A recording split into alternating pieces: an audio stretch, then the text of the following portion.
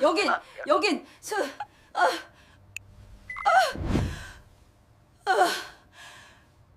비명과 함께 끊긴 전화. 그게 제 아들의 마지막 목소리였습니다. 새벽 2시, 캄보디아에서 걸려온 그 전화 이후로 제 아들 영수는 세상에서 증발했습니다. 경찰은 이렇게 말했습니다. 어머니, 성인이 제 발로 나간 건데 저희가 어쩝니까? 제 남동생은 이렇게 말했습니다. 형수, 영수 그 애가 엄마 돈 뜯어내고 도망간 거 아니야? 동네 사람들은 이렇게 수군댔습니다. 김씨네 아들, 엄마 돈 가지고 튄 거래. 아무도 저를 믿지 않았습니다. 아무도 제 아들을 찾아주지 않았습니다. 저는 완전히 혼자였습니다. 하지만 저는 포기하지 않았습니다. 그리고 결국 제 아들을 10억에 팔아넘긴 그놈들을 제 손으로 잡아냈습니다. 이건 한 어머니의 복수 이야기입니다. 모든 게 시작된 건 1년 전이었습니다. 제 아들 영수가 엄마 나 드디어 취업했어 라며 환하게 웃던 그날부터요. 영수는 정말 착한 아이였습니다. 30이 넘도록 변변한 일자리 하나 구하지 못한 채로 편의점 알바랑 배달, 일로 근근히 살아가는 아들의 모습을 보는 게 얼마나 가슴 아픈 일이었는지 모릅니다. 대학은 겨우 졸업했지만요. 스펙이 부족하다는 이유로 번번이 떨어졌습니다. 면접 보러 갈 때마다 정장을 빌려 입고 구두를 닦아 신고 나가던 아들의 뒷모습이 지금도 눈에 선합니다. 엄마 괜찮아. 나 다음엔 꼭 붙을 거야. 그렇게 말하면서 웃던 아들의 얼굴에는 깊은 절망이 서려 있었습니다. 저는 그걸 알면서도 아무것도 해줄 수가 없었어요. 청소일로 하루하루 그럭저럭 사는 제가 아들한테 해줄 수 있는 건 따뜻한 밥 한 끼밖에 없었으니까요. 그러던 어느 날이었습니다. 엄마, 나 취업했어. 진짜로 취업했다고. 영수가 현관문을 박차고 들어오더니 저를 와락 끌어안았습니다. 아들의 손이 부들부들 떨리고 있었어요. 어디 취업했는데? 캄보디아에 있는 IT 회사래요. 월급이 500만 원이래요. 500? 저는 잠깐 멍했습니다. 500만 원이라니요. 영수가 편의점에서 받던 월급의 5배가 넘는 돈이었습니다. 그게 진짜야? 사기 아니야? 아니에요, 엄마. 대학 선배가 소개해 준 거예요. 김민수 선배 있잖아요. 작년에 캄보디아 가서 대박 났다던 그 선배요. 영수는 휴대폰을 꺼내서 SNS를 보여줬습니다. 김민수라는 청년이 고급 리조트 풀장에서 찍은 사진들이 잔뜩 있었어요. 번지르르한 양복, 명품 시계, 고급 레스토랑, 화려한 삶의 증거들이 가득했습니다. 이 선배가 자기네 회사에서 사람을 뽑는데요. 저한테 딱 맞는 자리래요. 그래도 외국이잖아. 혼자 어떻게. 엄마 걱정 마세요. 1년만, 딱 1년만 고생하면 서울에 작은 집 하나 마련할 수 있대요. 그럼 엄마 청소일 그만두고 편하게 살 수 있잖아요. 아들의 눈에 빛이 돌았습니다.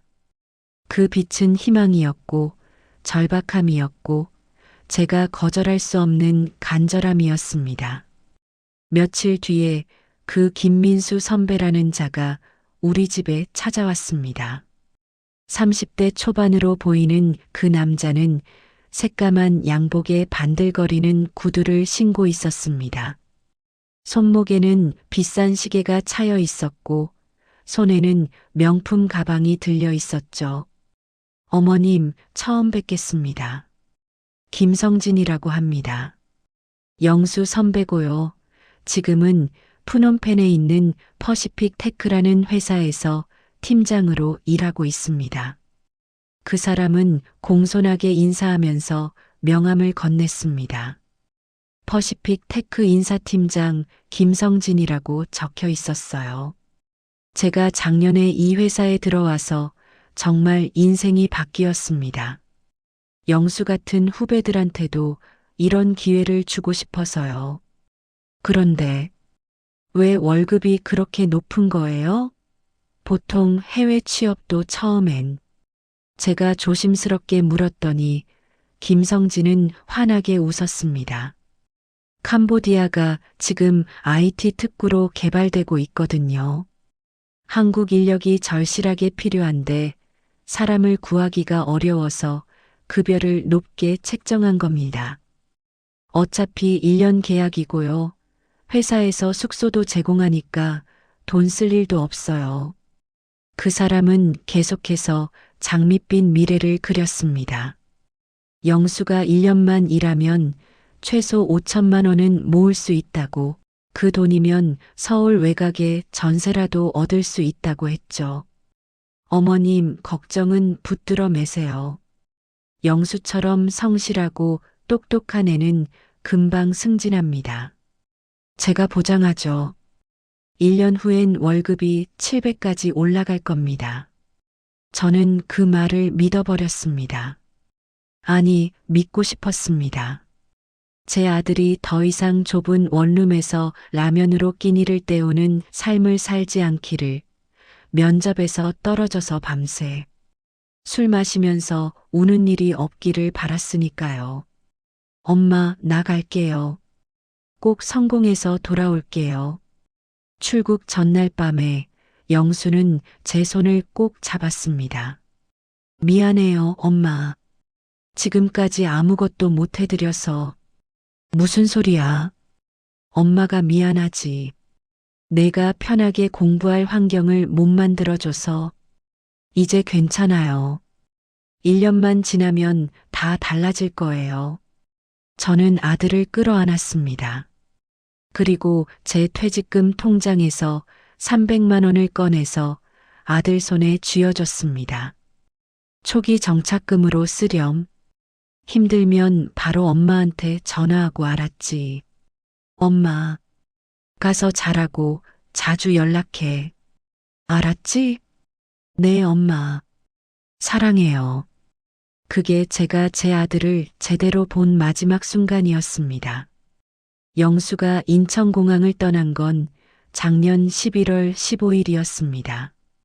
김성진이라는 자가 공항까지 배웅을 해줬고 영수는 환하게 웃으면서 손을 흔들었죠. 엄마, 걱정 마세요. 잘 다녀올게요. 저는 그날 밤에 집에 돌아와서 영수 방에 앉아서 한참을 울었습니다. 기쁘면서도 불안했어요. 내 아들이 너무 멀리 가버린 것 같아서 혹시 무슨 일이라도 생기면 어쩌나 싶어서요. 하지만 그건 기우였습니다. 처음 한 달간은요. 영수는 도착한 다음 날부터 매일 전화를 했습니다. 엄마, 여기 진짜 좋아요. 숙소도 깨끗하고요. 밥도 잘 나와요. 회사 사람들도 다 친절해요. 선배들이 잘 챙겨줘요. 일은 좀 빡세지만요. 괜찮아요. 돈 생각하면 참을 만해요. 저는 안심했습니다. 아들의 목소리가 밝았으니까요. 하지만 한 달이 지나니까 분위기가 달라지기 시작했습니다. 엄마, 여기 일이 생각보다 힘들어요. 영수의 목소리에 피로가 묻어났습니다. 왜? 무슨 일 있어? 아니, 그냥 야근이 많아서요. 하루에 15시간씩 일하는 것 같아요. 그럼 그만두고 와. 건강이 우선이잖아. 아니에요, 괜찮아요. 계약서에 1년은 일해야 한다고 되어 있어요. 중간에 그만두면 위약금 내야 해요. 위약금? 그런 게 어디 있어? 계약할 때 그렇게 되어 있었대요. 제가 서명했어요. 불안한 느낌이 들었지만요. 저는 아들을 믿었습니다. 영수는 똑똑한 아이니까 알아서 잘할 거라고 생각했죠. 그로부터 2주가 지난 뒤에 영수한테서 이상한 전화가 왔습니다. 엄마, 돈 좀 보내줄 수 있어요? 돈? 왜? 회사에서 보안 서약금이 필요하대요. 500만 원. 보안 서약금? 그게 뭔데? 회사 기밀을 다루니까 보증금 개념으로 내는 거래요. 퇴사할 때 돌려준대요. 그럼 회사에서 먼저 월급으로 떼면 되잖아. 그게 지금 당장 내야 한대요. 안 그러면 계약이 해지된다고. 아들의 목소리가 떨리고 있었습니다.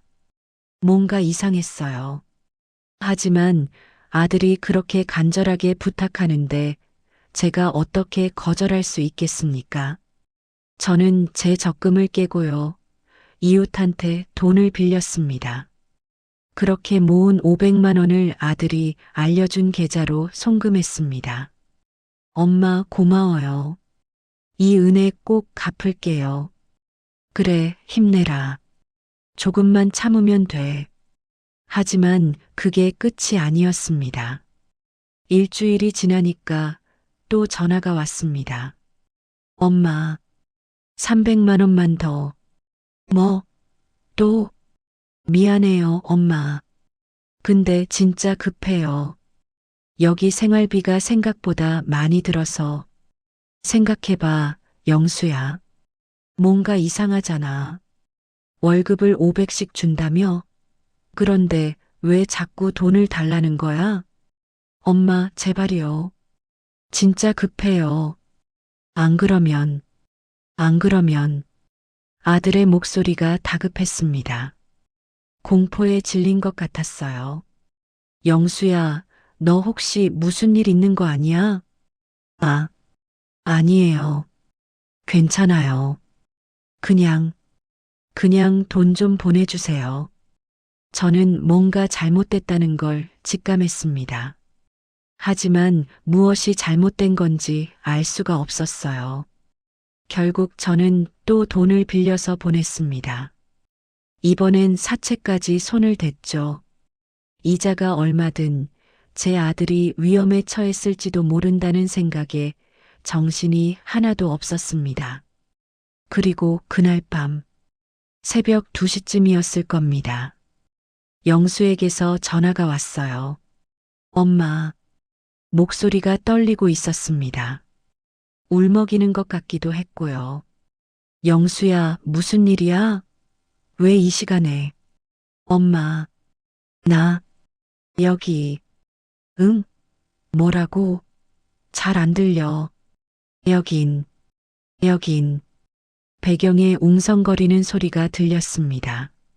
남자들의 목소리, 거친 욕설, 그리고 뭔가 부딪히는 소리요. 영수야, 영수야, 엄마 여긴, 아, 영수야, 영수야, 비명이 들렸습니다. 그리고 무언가 떨어지는 소리요. 그 후로 전화는 끊겼습니다. 저는 미친 듯이 아들한테 전화를 걸었습니다. 1번, 2번, 10번, 20번요. 하지만 전화는 받지 않았습니다. 문자도 카톡도 전부 읽지 않음으로 표시됐어요. 제 아들이 세상에서 사라진 겁니다. 그날 이후로 저는 제대로 잠을 잘 수가 없었습니다. 눈을 감으면 아들의 비명이 들렸고요.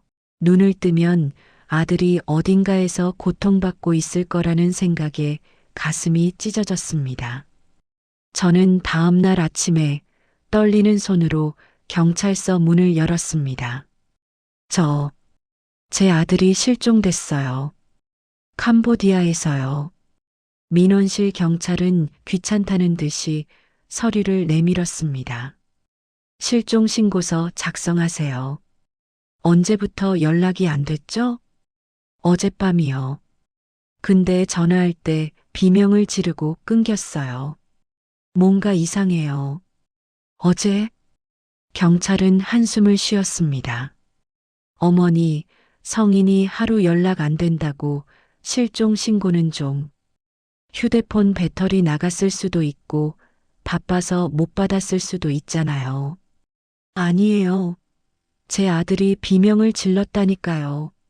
분명히 무슨 일이 있어요. 진정하세요, 어머니. 일단 며칠 기다려 보시고 그래도 연락 안 되면 그때 다시 오세요. 며칠이요? 지금 당장 제 아들이 위험할 수도 있는데요. 어머니, 저희가 캄보디아까지 어떻게 찾습니까? 거기 경찰서에 연락하셔야죠. 그럼 그거라도 해주세요. 제발요. 국제공조는 외교부 업무입니다. 저희가 할 수 있는 게 없어요. 저는 무릎이 꺾이는 것 같았습니다. 제 아들이 위험한데 아무도 도와주지 않았어요. 제발이요. 제 아들이 정말 위험해요. 돈을 계속 요구하더니 갑자기 비명 지르고 끊겼어요. 이건 분명히 납치나 감금이에요. 경찰은 동정 어린 눈빛으로 저를 바라봤습니다. 하지만 그 눈빛 속에는 또 유난스러운 부모 한 명이구나라는 무시가 섞여 있었어요. 어머니, 요즘 젊은 애들 해외 가서 돈 못 벌면 부모한테 거짓말하고 잠적하는 경우 많습니다. 조금만 기다려 보세요.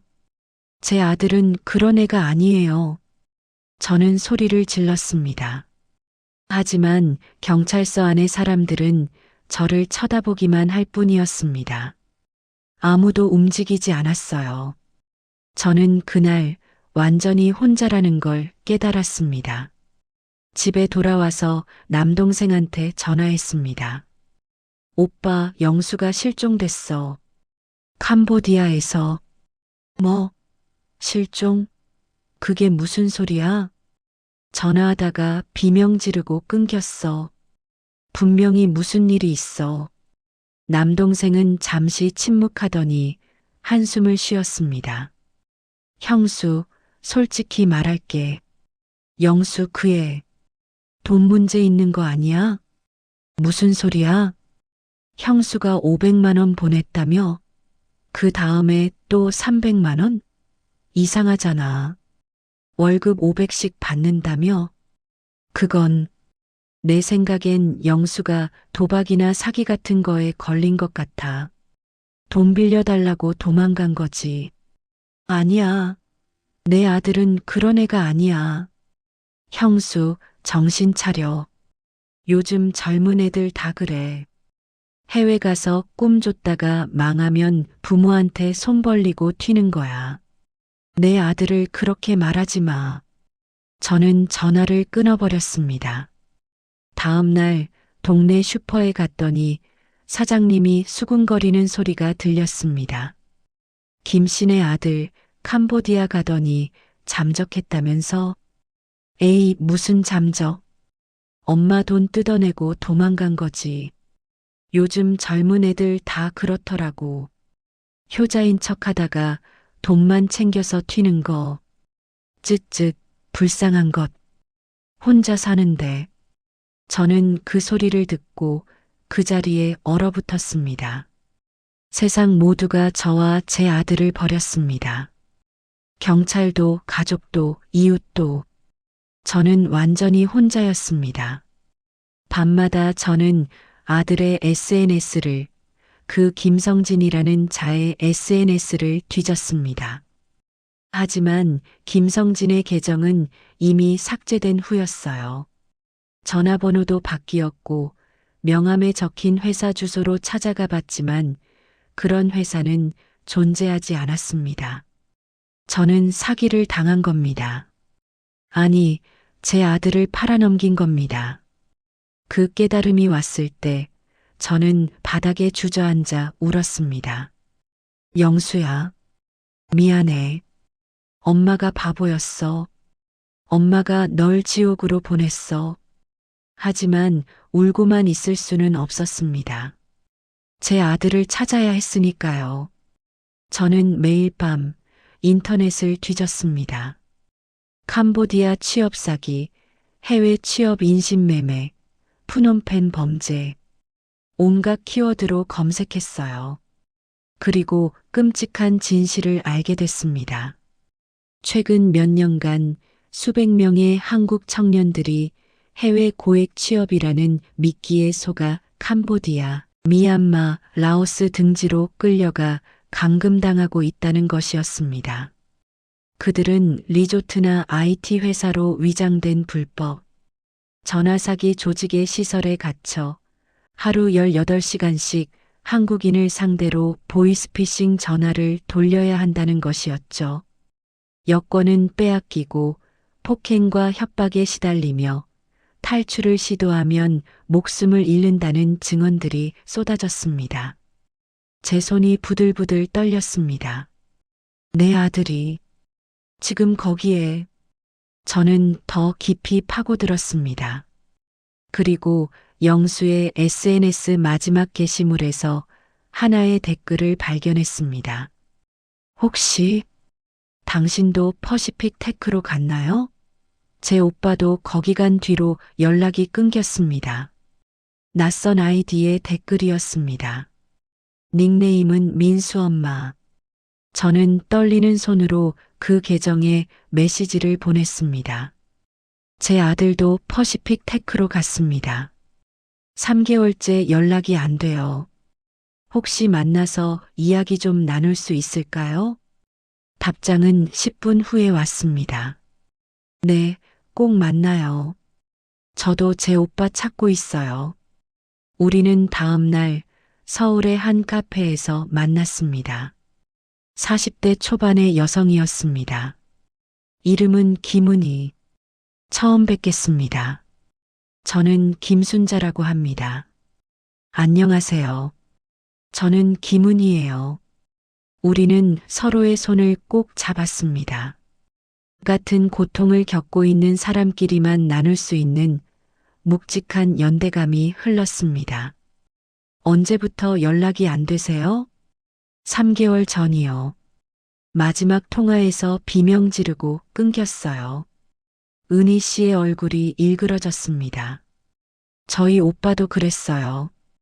6개월 전에요. 처음엔 잘 지낸다고 하더니 갑자기 돈을 요구하기 시작했어요.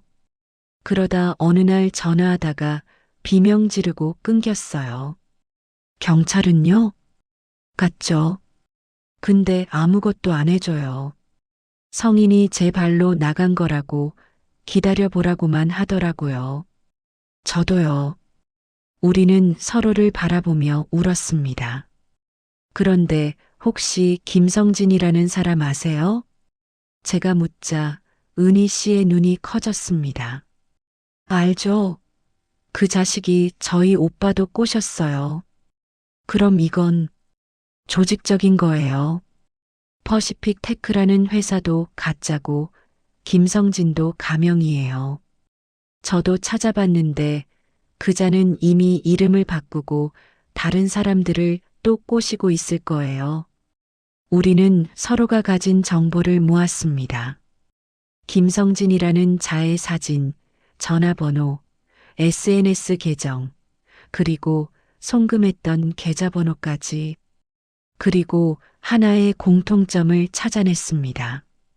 모든 피해자들이 마지막에 골든 리조트라는 장소에 있다는 정보를 남겼다는 것이었습니다. 골든 리조트, 이게 뭘까요? 모르겠어요. 근데 제 오빠가 마지막으로 보낸 문자에 골든이라는 단어가 있었어요. 혹시 그게 감금 장소일까요? 그럴 가능성이 높아요. 우리는 서로를 바라봤습니다. 그리고 같은 결심을 했습니다. 경찰은 더 이상 믿을 수 없어요. 우리가 직접 찾아야 해요. 네, 맞아요. 은희 씨가 말했습니다. 저 알고 있는 사설 탐정이 있어요. 국제 사건도 다루는 사람이에요. 비용이 좀 들지만 우리 오빠 찾으려면 그 사람 힘을 빌려야 할 것 같아요. 얼마나 들어요? 기본 착수금만 500만 원이요. 저는 눈앞이 캄캄했습니다. 500만 원. 이미 아들에게 보낸 돈에 사채까지 빌린 상황에서 500만 원을 더 구한다는 건 불가능에 가까웠습니다. 하지만 은희 씨가 제 손을 잡았습니다. 제가 반 낼게요. 우리 같이 해요. 순자 씨 혼자가 아니에요. 그 말에 저는 눈물이 쏟아졌습니다. 세상 모두가 저를 버렸지만 이 사람만은 저를 이해해 줬습니다. 고마워요. 정말 고마워요. 아니에요. 우리 서로 힘이 되어줘요. 우리 가족들 꼭 찾아요. 다음 날 우리는 함께 사설탐정 사무소를 찾아갔습니다. 한국국제조사사무소라는 간판이 붙은 허름한 건물. 문을 열고 들어가자 50대 중반으로 보이는 남자가 앉아 있었습니다. 어서 오세요. 강철호입니다. 무슨 일로 오셨죠? 우리는 모든 것을 설명했습니다. 아들과 오빠가 캄보디아에서 실종됐다는 것, 김성진이라는 자에게 사기를 당했다는 것, 골든 리조트라는 장소가 의심된다는 것까지. 강철호 탐정은 심각한 표정으로 우리 이야기를 들었습니다. 알겠습니다. 제가 한번 조사해 보죠. 정말 찾을 수 있어요? 은희 씨가 간절하게 물었습니다. 강철호 탐정은 고개를 끄덕였습니다. 장담할 순 없지만 최선을 다하겠습니다. 제게 캄보디아 현지 인맥이 있거든요. 얼마나 걸릴까요? 일주일 정도 시간을 주세요. 그 안에 뭔가 찾아낼 수 있을 겁니다. 우리는 착수금을 지불하고 간절한 마음으로 일주일을 기다렸습니다. 그 일주일은 제 인생에서 가장 긴 일주일이었습니다. 그리고 마침내 강철호 탐정에게서 연락이 왔습니다. 찾았습니다. 골든 리조트의 위치를요. 강철호 탐정의 사무실에서 우리가 받은 정보는 충격 그 자체였습니다. 골든 리조트는 푸놈펜 외곽 코코넛섬 근처에 있는 시설입니다. 겉보기엔 고급 리조트지만요. 실제로는 국제 전화사기 조직의 본거지예요. 탐정은 노트북 화면을 돌려서 보여줬습니다. 위성 사진에 찍힌 거대한 건물이 보였어요. 높은 담장과 철조망으로 둘러싸인 감옥 같은 곳이었습니다. 여기에 한국인, 중국인, 대만인 같은 사람들이 수백 명씩 감금되어 있습니다. 전부 고액 취업이라는 미끼에 속아서 끌려온 사람들이죠. 그럼 제 아들이 저기 있다는 거예요? 제 목소리가 떨렸습니다. 가능성이 높습니다. 현지 제보자한테 들은 바로는요. 작년 11월쯤에 한국인 남성 20여 명이 그쪽으로 들어갔다고 합니다. 시기상 순자 씨 아드님도 포함되어 있을 겁니다. 은희 씨가 입을 가렸습니다. 20명이나요? 그럼 피해자가 그렇게 많다는 건가요? 20명은 작년 11월만 그렇다는 겁니다. 이 조직은 최소 5년 전부터 활동해 왔어요. 현재까지 파악된 피해자만 200명이 넘습니다. 200명. 저는 정신이 아찔했습니다. 200명의 청년들이 저희 아들처럼 지옥에 갇혀 있다는 거였습니다. 그리고 더 심각한 건요. 강철호 탐정이 서류 몇 장을 꺼냈습니다. 김성진, 그자는 단순한 브로커가 아닙니다. 이 조직의 한국 지부 총책이에요. 총책이요? 네.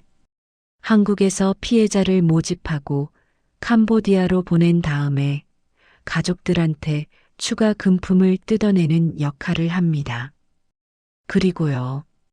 탐정은 잠깐 말을 멈추더니 무거운 표정으로 말했습니다. 피해자들 명의로 거액의 보험을 가입시킵니다. 보험이요? 사망보험이요. 수억 원 단위로요. 그 순간 온몸의 피가 거꾸로 솟는 것 같았습니다. 그럼 설마, 네. 이놈들은 피해자를 감금해서 일을 시키다가 쓸모가 없어지면 탐정은 말을 잇지 못했습니다. 하지만 저는 알 수 있었어요. 그놈들은 제 아들을 죽이려고 했던 겁니다. 아니, 죽여서 보험금을 타낼 계획이었던 거죠. 안 돼.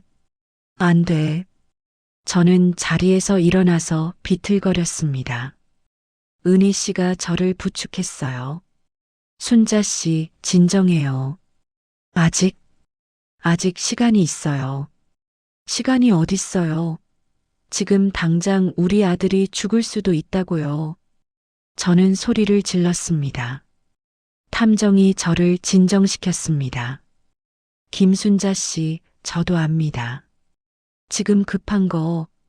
하지만 우리가 성급하게 움직이면 오히려 위험해질 수 있습니다. 그럼 어떻게 해야 돼요? 일단 당신 아드님 명의로 가입된 보험이 있는지 확인해야 합니다. 그게 확인되면 우리는 결정적인 증거를 갖게 되는 겁니다. 어떻게 확인해요? 제가 보험협회에 아는 사람이 있습니다. 비공식적으로 조회를 부탁해 볼게요. 이틀 후 탐정에게서 연락이 왔습니다. 확인됐습니다.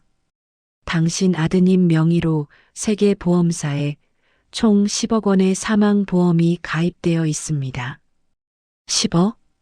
가입 시기는 작년 12월. 아드님이 캄보디아에 도착한 직후입니다. 그리고 수익자는 누구예요? 김성진입니다. 저는 핸드폰을 떨어뜨릴 뻔했습니다. 그 개자식이 내 아들을 죽여서 10억을 타내려고 한 거예요? 그렇습니다. 그리고 이건 당신 아드님만이 아닙니다.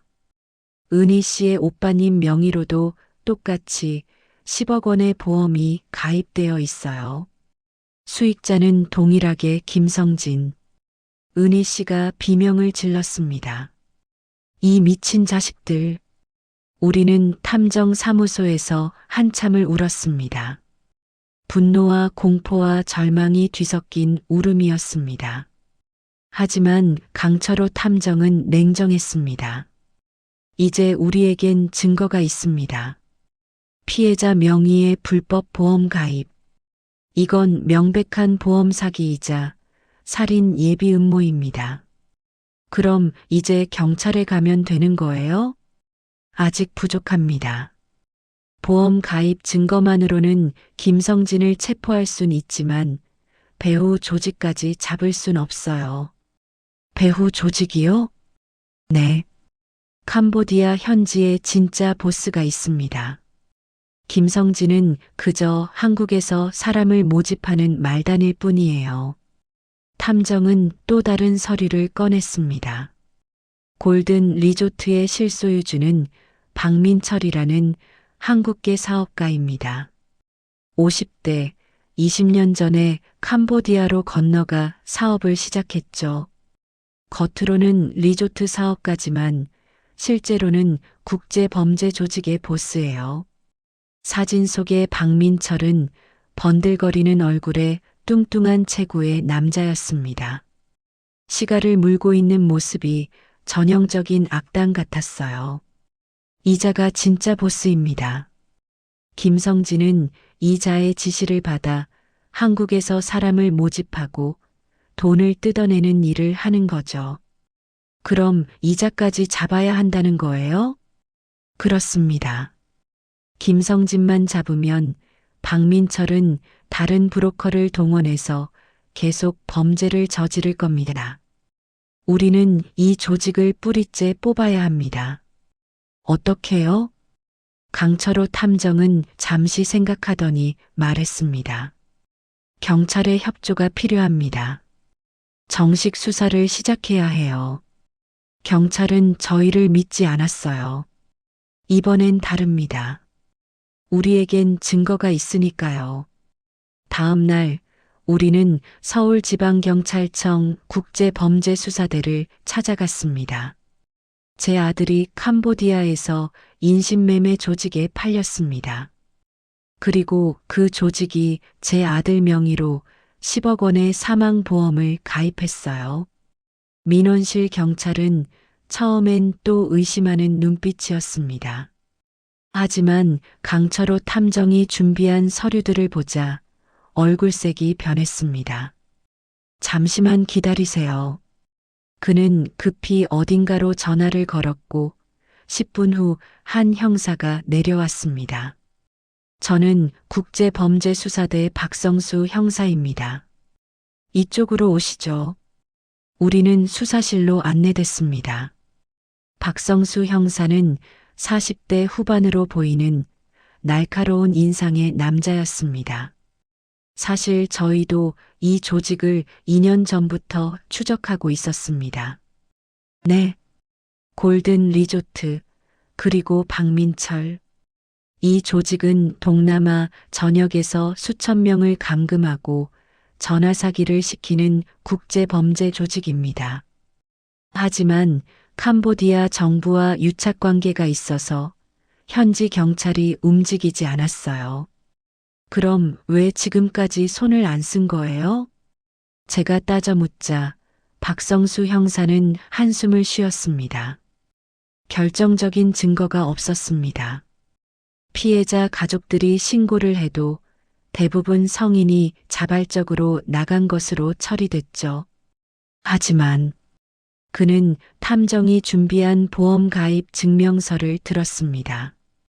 이건 다릅니다. 피해자 명의의 불법 보험 가입, 그리고 수익자가 김성진으로 지정된 것. 이건 명백한 살인 예비 음모입니다. 그럼 이제 뭘 할 수 있어요? 일단 김성진을 체포할 수 있습니다. 그리고 그자를 협박해서 박민철의 증거를 확보해야죠. 협박이요? 김성진을 잡으면 그자는 살인 예비 음모죄로 최소 10년 이상을 받게 됩니다. 하지만 만약 박민철을 넘기면 형량을 감면해 주겠다고 제안하는 거죠. 그게 먹힐까요? 먹힐 겁니다. 이런 놈들은 자기 살기 위해서라면 뭐든 팔아넘기니까요. 박성수 형사는 우리를 똑바로 바라봤습니다. 하지만 김성진을 잡으려면 당신들의 협조가 필요합니다. 무엇을요? 함정 수사입니다. 김성진은 현재 잠적 상태입니다. 우리가 찾으려고 하면 계속 도망칠 겁니다. 하지만 만약 새로운 먹잇감이 나타난다면, 저는 탐정이 했던 말이 떠올랐습니다. 미끼가 필요하다는 거죠? 그렇습니다. 취업을 원하는 젊은이를 미끼로 김성진을 끌어내는 겁니다. 위험하지 않아요? 저희 요원이 미끼 역할을 할 겁니다. 완벽하게 보호하겠습니다. 박성수 형사는 책상 위의 서류를 정리하며 말했습니다. 그리고 당신들이 직접 현장에 있어야 합니다. 왜요? 김성진이 방심하게 만들려면 실제 피해자 가족이 함께 있어야 합니다. 당신들이 조카를 데리고 온 것처럼 연기해 주셔야 해요. 저와 은희 씨는 서로를 바라봤습니다. 할게요. 우리는 동시에 대답했습니다. 우리 가족을 찾기 위해서라면 뭐든 하겠습니다. 일주일 후 함정 수사가 시작됐습니다. 강철호 탐정은 이전에 김성진이 사용했던 SNS 계정들을 역추적했습니다. 그리고 그자가 새로운 계정으로 여전히 해외 고액 취업을 홍보하고 있다는 걸 찾아냈죠. 우리는 가짜 프로필을 만들었습니다. 이준혁, 27세, 대졸, 취업 실패 5회, 현재 알바 중. 그리고 김성진의 새 계정에 메시지를 보냈습니다. 해외 취업 관심 있습니다. 상담 가능할까요? 답장은 하루 만에 왔습니다. 네, 가능합니다. 언제 만나실 수 있으세요? 요즘 자리가 많이 나고 있어서 빨리 결정하시면 좋을 것 같습니다. 미끼를 문 겁니다. 우리는 만날 장소를 서울 강남의 한 카페로 정했습니다. 그날 저와 은희 씨는 이모와 고모 역할로 함께 갔습니다. 그리고 경찰 요원인 이준혁과 함께 카페로 들어갔죠. 카페 안에는 사복 형사들이 곳곳에 배치되어 있었습니다. 옆 테이블 카운터 직원, 심지어 밖에서 담배 피우는 사람까지. 오후 3시 김성진이 나타났습니다. 여전히 번들거리는 양복을 입고 명품 가방을 든 그자를 보는 순간 제 온몸이 부들부들 떨렸습니다. 내 아들을 지옥에 보낸 놈이 저기 있다. 은희 씨가 제 손을 꼭 잡았습니다. 진정하라는 신호였죠. 김성진은 이준혁에게 다가와 환하게 웃었습니다. 안녕하세요, 이준혁 씨. 김성진입니다. 반갑습니다. 네, 안녕하세요. 이준혁 역의 형사는 자연스럽게 연기했습니다. 이쪽은 제 이모님들이세요. 걱정이 많으셔서 함께 오셨어요. 아, 그러시구나. 어머님들, 안녕하세요. 김성진은 우리에게도 인사했습니다. 저는 간신히 참으며 고개를 숙였어요. 그자는 우리를 알아보지 못했습니다. 1년 전 우리 집에 왔을 때와는 완전히 다른 얼굴을 하고 있었으니까요. 성형수술을 한 것 같았습니다. 자, 그럼 이야기를 시작할까요? 김성진은 태블릿을 꺼내 프레젠테이션을 시작했습니다. 캄보디아 프놈펜에 있는 디지털 파크라는 회사인데요. IT 개발자를 구하고 있습니다. 월급은 500만 원, 숙소와 식사 제공, 1년 계약이고요. 그자는 영수에게 했던 것과 똑같은 말을 반복했습니다. 거짓말을 거짓말인 줄도 모르고 뱉어대는 그 입술을 보며 저는 이를 갈았습니다. 그런데 초기 정착금이 좀 필요합니다. 비자 발급이랑 항공권, 보험료 등등해서 300만 원 정도요. 300만 원이요? 그건 좀. 나중에 월급에서 분할로 갚으시면 됩니다. 걱정 마세요. 이준혁 역의 형사가 고민하는 척했습니다. 이모님들, 어떡하죠? 그때 은희 씨가 나섰습니다. 저희가 도와줄 수 있어요. 준혁아, 이런 기회 흔치 않아. 이모가 돈은 마련해 줄게. 김성진의 눈이 반짝였습니다. 어머님들, 정말 좋으신 분들이시네요. 준혁 씨, 걱정 마세요. 1년만 고생하면 이모님들 은혜 100배로 갚을 수 있습니다. 대화가 무르익어 갈 때 이준혁 역의 형사가 슬쩍 물었습니다. 그런데 혹시 보험 같은 것도 들어야 하나요? 김성진의 표정이 미세하게 굳었습니다. 보험이요? 네, 해외 근무니까 혹시 모를 사고에 대비해서요. 아, 그건 회사에서 단체 보험을 들어줍니다. 따로 가입하실 필요 없어요. 단체 보험이요? 그럼 보장 금액은 얼마나 되나요? 김성진이 당황하는 기색이 역력했습니다. 그건 제가 정확히는 모르겠는데 나중에 확인해 드릴게요. 바로 그때 박성수 형사가 옆 테이블에서 일어났습니다. 김성진, 당신 체포한다. 순간 카페 안의 사복 형사들이 일제히 일어났습니다. 김성진의 얼굴이 새하얗게 질렸습니다. 뭐야? 당신들 누구야? 서울지방경찰청 국제범죄수사대다. 인신매매 및 보험 사기 교사, 살인 예비 음모 혐의로 긴급 체포한다. 무슨 소리야? 나는 정당한 취업 알선을. 그때 저는 더 이상 참을 수 없었습니다.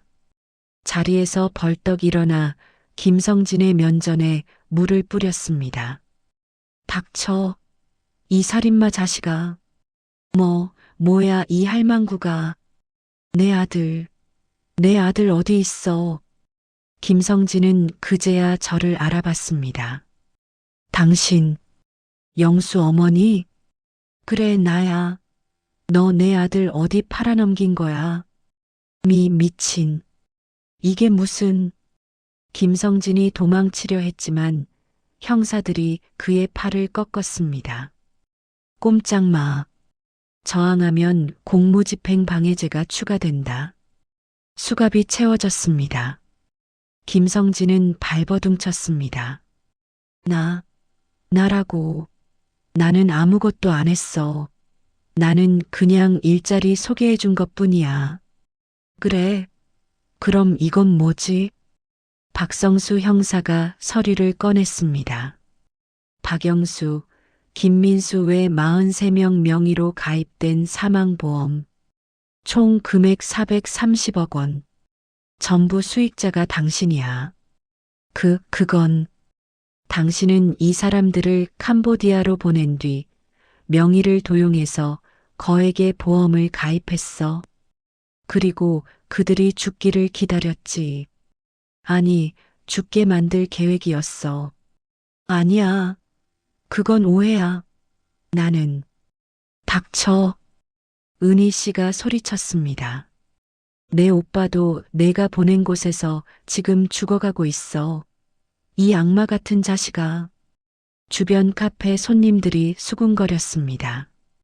누군가 핸드폰으로 촬영하기 시작했어요. 김성진은 완전히 무너졌습니다. 제발 나만은 살려줘. 당신이 팔아넘긴 사람들도 당신한테 그렇게 빌었겠지?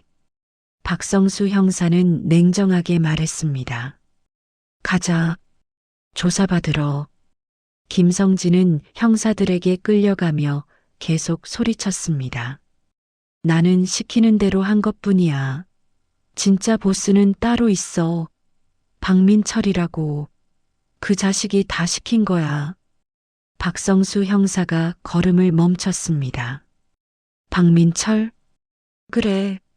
골든 리조트의 박민철. 그 자식이 진짜 보스야. 나는 그냥 한국에서 사람 모집만 한 거라고. 형사는 김성진을 쳐다봤습니다. 좋아. 내가 박민철의 증거를 우리한테 넘기면 형량 감경을 고려해주지. 정말이야? 정말 살려준다고? 그건 내가 얼마나 협조하느냐에 달렸어. 김성진은 고개를 끄덕였습니다. 알았어. 다 말할게. 다. 그는 경찰차에 실려갔습니다. 저와 은희 씨는 그 모습을 지켜보며 서로를 껴안고 울었습니다. 잡았어요. 드디어 잡았어요. 이제 끝난 거예요? 박성수 형사가 다가왔습니다. 아직 끝나지 않았습니다. 이제 시작이에요. 네. 김성진은 잡았지만 진짜 보스인 박민철은 아직 캄보디아에 있습니다. 그리고 당신들의 가족도 그곳에 있고요. 그럼 외교부와 협조해서 캄보디아 정부를 압박해야 합니다. 그리고 국제 공조 수사를 요청해야 해요. 시간이 좀 걸릴 겁니다. 얼마나요? 최소 한 달은 걸릴 것 같습니다. 저는 무릎이 꺾이는 것 같았습니다. 한 달이나요? 그 사이에 우리 아들이. 진정하세요, 김순자 씨. 저희가 최선을 다하겠습니다. 하지만 저는 불안했습니다.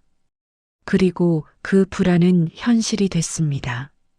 사흘 후 저에게 낯선 번호로 전화가 왔습니다. 여보세요?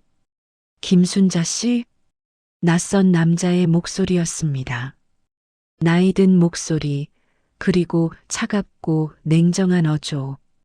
누구세요? 박민철이라고 합니다. 순간 제 심장이 멎는 것 같았습니다. 당신이, 네, 저예요. 골든 리조트의 주인이자 당신 아들 영수를 보살피고 있는 사람이죠. 보살펴? 감금하고 있으면서 박민철은 낮게 웃었습니다. 감금이라니요. 우리는 정당한 계약 관계예요. 영수는 지금 제 회사에서 열심히 일하고 있습니다. 거짓말, 거짓말이 아닙니다. 증거를 보여드릴까요? 잠시 후 제 휴대폰으로 동영상이 전송됐습니다. 떨리는 손으로 동영상을 재생했습니다. 화면에는 제 아들 영수가 나왔습니다. 뼈만 앙상하게 남은 몸, 멍투성이 얼굴, 그리고 죽은 것 같은 눈빛. 엄마, 살려줘. 제발, 영수야, 영수야. 하지만 동영상은 거기서 끊겼습니다. 보셨죠? 당신 아들은 아직 살아 있습니다. 하지만 박민철의 목소리가 차갑게 식었습니다. 김성진을 풀어주지 않으면 당신 아들의 생명은 보장할 수 없습니다. 뭐라고? 당신들이 김성진을 함정에 빠뜨려서 잡았다는 거 다 알고 있어요. 영리하시더군요. 하지만 영리한 만큼 대가를 치러야죠. 당신 48시간 드리겠습니다. 48시간 안에 김성진을 석방시키세요. 그렇지 않으면, 안 그러면 당신 아들뿐만 아니라 여기 있는 40명 전부를 죽이겠습니다. 전화는 끊겼습니다. 저는 그 자리에 주저앉아 울부짖었습니다. 안 돼, 안 돼. 영수야. 끝난 줄 알았던 악몽은 이제 막 시작이었습니다. 진짜 보스가 움직이기 시작했으니까요. 저는 곧바로 박성수 형사에게 연락했습니다. 형사님, 박민철이라는 자가 전화를 했어요. 48시간 안에 김성진을 석방하지 않으면 제 아들을 죽인대요. 전화기 너머로 형사의 한숨소리가 들렸습니다. 예상했던 일입니다. 예상했다고요? 그럼 어떻게 해야 돼요? 일단 진정하세요. 박민철은 협박은 하지만 실제로 죽이지는 않을 겁니다. 아직은요. 아직은? 그게 무슨 소리예요? 그들에게 인질은 돈이에요. 살아있어야 계속 돈을 뜯어낼 수 있죠. 당장 죽이는 건 그들에게도 손해입니다. 하지만 믿으세요, 김순자 씨. 우리에게 계획이 있습니다.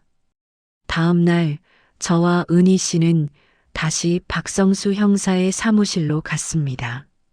사무실에는 형사뿐만 아니라 외교부 직원과 국제형사기구 요원까지 와 있었습니다. 소개하겠습니다. 외교부 영사과 김태훈 서기관, 그리고 인터폴 서울사무소 마크 윌슨 요원입니다. 안녕하세요. 우리는 어리둥절하게 인사를 받았습니다. 김태훈 서기관이 말했습니다. 김순자 씨, 은희 씨, 두 분의 용기 덕분에 우리가 2년간 쫓던 국제범죄 조직의 꼬리를 잡을 수 있었습니다. 그게 무슨 말씀이세요? 골든 리조트와 박민철은 우리가 오랫동안 추적해온 조직입니다. 하지만 캄보디아 정부 내 부패 관료들과 결탁해 있어서 손을 댈 수가 없었죠. 마크 윌슨 요원이 덧붙였습니다. 하지만 이번에 한국에서 김성진을 체포한 것, 그리고 그가 자백한 내용들이 결정적인 증거가 됐습니다. 이제 우리는 국제 공조 수사를 정식으로 요청할 수 있습니다. 그럼 제 아들을 구할 수 있다는 거예요? 그렇습니다. 하지만 시간이 필요합니다. 박성수 형사가 지도를 펼쳤습니다. 골든 리조트는 캄보디아 프놈펜에서 200km 떨어진 외딴 섬에 있습니다. 무장 경비가 24시간 순찰하고 CCTV가 곳곳에 설치되어 있죠. 무장 경비요? 네. 이들은 단순한 범죄 조직이 아니라 중군사 조직입니다. AK-47 소총으로 무장하고 있고 탈출을 시도하는 인지를 사살하는 것도 서슴지 않아요. 저는 온몸이 얼어붙는 것 같았습니다. 그런 곳에 제 아들이 은희 씨가 제 손을 잡아줬습니다. 순자 씨, 진정해요. 김태훈 서기관이 말했습니다. 우리는 캄보디아 정부에 압박을 넣고 있습니다. 미국, 일본, 호주 정부도 함께 움직이고 있고요. 박민철은 곧 국제 수배자가 될 겁니다. 하지만 박민철은 48시간 안에 김성진을 석방하라고 했어요. 안 그러면 제 아들을. 박성수 형사가 책상을 두드렸습니다. 그래서 우리가 작전을 짰습니다. 작전이요? 김성진을 이용하는 겁니다. 무슨 말씀이세요? 형사는 설명했습니다. 김성진은 지금 유치장에 있습니다. 하지만 우리가 그를 풀어줄 거예요. 네. 정확히는 풀어준 척 하는 겁니다. 김성진에게 박민철과 접선하라고 시킬 거예요. 그리고 그 접선 장소에서 박민철을 잡는 겁니다. 하지만 박민철은 캄보디아에 있잖아요. 박민철은 정기적으로 한국에 들어옵니다. 김성진과 만나서 돈을 정산하고 새로운 지시를 내리기 위해서죠. 김성진의 진술에 따르면 다음 접선은 일주일 후입니다. 일주일 후요? 네. 서울 강남의 한 호텔에서 만나기로 했대요. 저는 희망이 보이는 것 같았습니다. 그럼 거기서 잡을 수 있다는 거죠? 그렇습니다. 하지만 박성수 형사는 잠시 말을 멈췄습니다. 위험합니다. 박민철은 보디가드를 대동하고 다닙니다.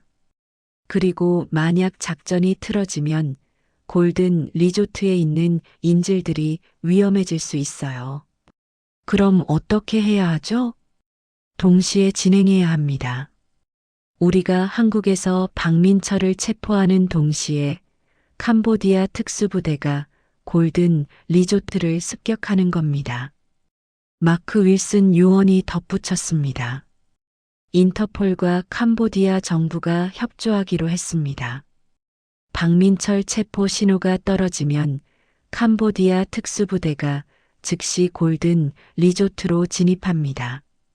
정말 가능한 거예요? 가능합니다. 하지만 당신들의 협조가 또 필요합니다. 무엇을요? 김성진이 박민철에게 연락할 때 당신들이 김성진을 감시하고 있다는 걸 들키면 안 됩니다. 박민철은 매우 의심이 많은 사람이에요. 조금이라도 이상하면 바로 눈치챌 겁니다. 그럼 어떻게 해야 하죠? 김성진을 완전히 속여야 합니다. 그가 정말로 석방됐다고 믿게 만들어야 해요. 박성수 형사는 계획을 설명했습니다. 우리는 김성진에게 박민철이 압력을 넣어서 석방됐다고 믿게 만들 겁니다. 그리고 김성진은 박민철에게 보고하겠죠. 한국 경찰이 겁먹어서 나를 풀어줬다고요. 박민철이 그걸 믿을까요? 믿을 겁니다. 박민철은 자기가 캄보디아 정부와 유착 관계에 있다는 걸 과신하고 있으니까요. 한국 경찰 따위는 자기 손바닥 아니라고 생각할 거예요. 일주일 후 작전이 시작됐습니다. 김성진은 유치장에서 석방됐습니다. 물론 그의 모든 움직임은 GPS 추적 장치와 비밀 카메라로 감시되고 있었죠. 김성진은 석방되자마자 곧바로 박민철에게 전화를 걸었습니다. 사장님, 나예요. 풀려났어요. 통화 내용은 실시간으로 경찰에게 전송됐습니다. 그래, 내가 캄보디아 정부를 통해 압력을 넣었거든. 한국 놈들이 겁먹었나 보지? 그런 것 같아요. 경찰들이 저를 풀어주면서 다시는 이런 일 하지 말라고 경고만 하더라고요.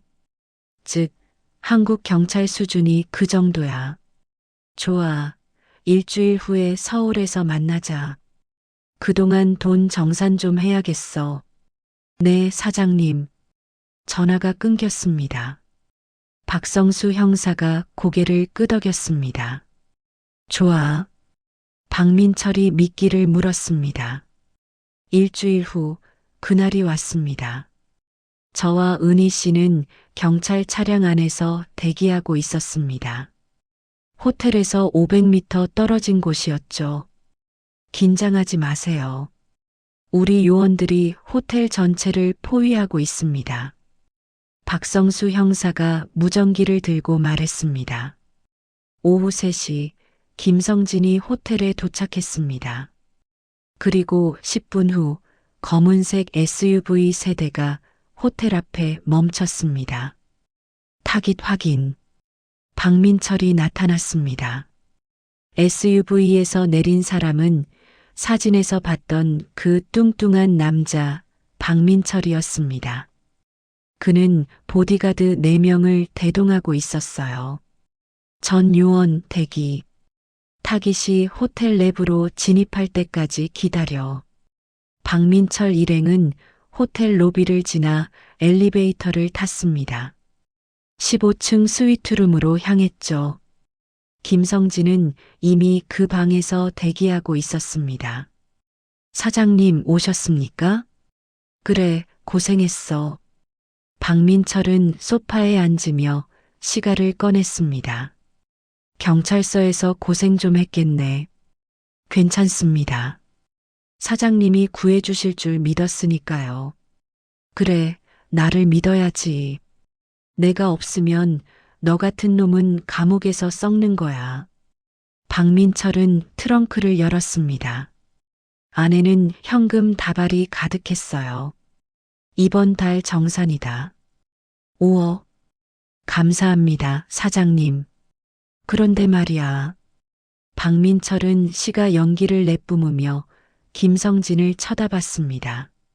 정말 경찰이 너를 그냥 풀어줬어? 네, 그랬습니다. 이상하네. 한국 경찰이 그렇게 호락호락할 리가 없는데. 사장님이 압력을 넣으셨잖아요. 압력을 넣긴 했지만 뭔가 석연치 않아. 박민철은 김성진을 의심하는 눈빛으로 바라봤습니다. 혹시 너 경찰이랑 협상한 거 아냐? 아닙니다. 절대 아닙니다. 그럼 증명해봐. 내가 경찰과 한통속이 아니라는 걸. 어떻게요? 간단하지. 박민철은 트렁크에서 권총을 꺼냈습니다. 이걸 들고 지금 당장 아래층 로비로 내려가. 그리고 아무나 한 명 쏴. 네. 내 말대로 경찰이 널 놓아줬다면 지금 이 호텔에 경찰은 없을 거 아냐. 그럼 내가 총을 쏴도 아무 일 없겠지? 김성진의 얼굴이 새하얗게 질렸습니다. 사장님. 그건 뭐야 못하겠어? 그럼 역시 경찰이 너를 미행하고 있다는 거네. 바로 그 순간 호텔 방 문이 와장창 부서지며 특공대가 진입했습니다. 움직이지 마. 손 들어. 뭐야? 박민철은 권총을 들려고 했지만 특공대원의 테이저건에 맞아 쓰러졌습니다. 보디가드들도 순식간에 제압됐어요. 박민철, 인신매매 및 조직적 범죄 혐의로 체포한다. 박민철은 바닥에 쓰러진 채 비명을 질렀습니다. 이 개자식들, 김성진, 내 이 새끼가 날 팔아넘긴 거야? 김성진은 구석에서 떨고 있었습니다. 죄송합니다, 사장님. 저도 살고 싶었어요. 이 배신자 새끼, 내가 너를 그냥 안 둬. 박성수 형사가 들어왔습니다. 박민철, 당신은 끝났어. 그리고 형사는 무전기를 들었습니다. 캄보디아 팀 작전 개시. 바로 그 순간 캄보디아 골든 리조트에 캄보디아 특수부대 헬기 5대가 나타났습니다. 여긴 캄보디아 국가경찰 특수대다. 모든 인원은 무기를 버리고 항복하라. 리조트를 지키던 무장 경비들이 총을 들었지만 특수부대의 화력을 당할 수 없었습니다. 다운. 경비들은 하나둘 제압됐고 특수부대는 건물 안으로 진입했습니다. 인질 확보. 지하 감금실의 문이 열렸습니다. 그곳에는 수십 명의 청년들이 뼈만 앙상하게 남은 채 쓰러져 있었습니다. 구급차 필요. 한 특수대원이 인질 한 명을 부축했습니다. 괜찮습니까? 이름이 뭡니까? 박영수? 한국인입니까? 네, 한국. 엄마, 괜찮습니다. 이제 안전합니다. 당신 어머니가 당신을 찾고 있었습니다. 영수는 눈물을 흘렸습니다. 엄마가 날 찾았어요? 네, 포기하지 않았습니다. 당신 어머니는 영웅입니다. 서울에서 저는 박성수 형사에게서 무전을 받았습니다. 김순자 씨, 좋은 소식입니다. 네, 무슨? 당신 아들을 찾았습니다. 살아있습니다. 그 말을 듣는 순간 저는 그 자리에 무너져 내렸습니다. 영수야. 저는 울부짖었습니다. 기쁨과 안도와 감사가 한꺼번에 몰려왔어요. 지금 캄보디아 병원에서 치료받고 있습니다. 일주일 후면 한국으로 데려올 수 있습니다. 감사합니다. 정말 감사합니다. 은희 씨도 울고 있었습니다. 제 오빠도요? 네, 은희 씨 오빠님도 무사히 구출됐습니다. 우리는 서로를 끌어안고 울었습니다. 일주일 후 인천공항. 저는 떨리는 손으로 입국장 앞에 서 있었습니다. 그리고 문이 열리며 휠체어를 탄 제 아들이 나왔습니다. 영수야, 엄마. 저는 달려가 아들을 끌어안았습니다. 아들은 뼈만 앙상하게 남았고 온몸에 멍과 상처가 가득했습니다. 하지만 살아 있었어요. 제 품에 살아서 돌아왔습니다. 엄마, 미안해요. 엄마, 내가 바보같이. 아니야. 내 잘못이 아니야. 엄마가 고생했다며요. 나 때문에. 아니야. 엄마는 괜찮아. 내가 살아서 돌아온 게 중요한 거야. 우리는 한참을 울었습니다. 그날 밤 집에 돌아와서 영수는 제게 모든 이야기를 했습니다. 엄마, 거기는 지옥이었어요. 골든 리조트에 도착한 첫날, 영수는 여권을 빼앗겼습니다. 그리고 지하 감금실에 갇혔죠. 하루 18시간씩 전화 사기를 시켰어요. 한국 노인들한테 전화해서 돈을 요구하는 거였어요. 안 하면 때렸어요. 몽둥이로, 전기 충격기로. 도망치려고 하면 총으로 쐈어요. 제 옆에 있던 형이 그렇게 죽었어요. 저는 아들을 꼭 안아줬습니다. 이제 괜찮아. 다 끝났어. 엄마. 엄마가 아니었으면 나는 거기서 죽었을 거예요. 경찰도 정부도 아무도 신경 안 썼어요. 오직 엄마만. 그래, 엄마가 지켰어. 앞으로도 엄마가 지킬 거야. 박민철과 김성진은 재판을 받았습니다. 검찰은 인신매매, 조직적 범죄, 보험 사기, 살인 미수 등 총 23개 혐의를 적용했습니다. 재판정에서 박민철은 끝까지 잘못을 인정하지 않았습니다. 나는 정당한 사업을 했을 뿐이다. 그들은 자발적으로 계약했다. 하지만 판사는 냉정했습니다. 피고인 박민철은 인신매매 조직을 운영하며 200명 이상의 청년을 감금하고 강제 노역을 시켰습니다. 또한 피해자들 명의로 거액의 보험을 가입하여 살인을 계획했습니다. 이는 용서받을 수 없는 중대 범죄입니다. 피고인 박민철, 징역 30년. 피고인 김성진, 징역 20년. 판결이 떨어지는 순간 방청석에서 환호성이 터져 나왔습니다. 저는 눈물을 흘렸습니다. 이제야 끝났다는 안도감이었습니다. 박민철은 법정에서 끌려나가며 저를 향해 소리쳤습니다. 이 할망구, 내가 나를 망쳤어. 나를. 저는 그자를 똑바로 바라봤습니다. 아니야. 내가 너를 망친 거야.